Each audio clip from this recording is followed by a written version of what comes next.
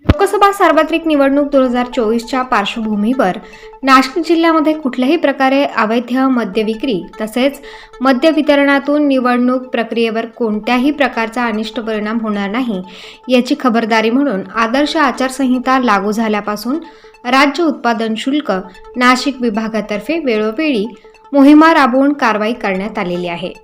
नाशिक जिल्ह्यामध्ये मतदानासाठी 10 दिवस शिल्लक असताना किरकोळ देशी विदेशी मद्य विक्री करणाऱ्या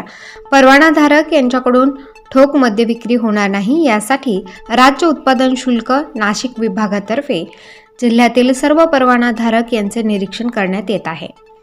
ज्या परवानाधारकांनी ठोक मद्य विक्री केल्याचे निदर्शनास आले आहे अशा 3 किरकोळ देशी विदेशी मद्य विक्री करणाऱ्या परवानाधारकांना पुढील 15 दिवसांकरिता निलंबित करण्यात आले आहे। परवानाधारकांकडून बनावट अवैध मद्याची विक्री होत असल्याचे तसेच अवैध मद्य निर्मिती विक्री वाहतूक या संदर्भात तक्रार करावयाची असल्यास विभागाच्या टोल फ्री क्रमांक 1800 239999 तसेच व्हॉट्सअप क्रमांक 8422 00 1133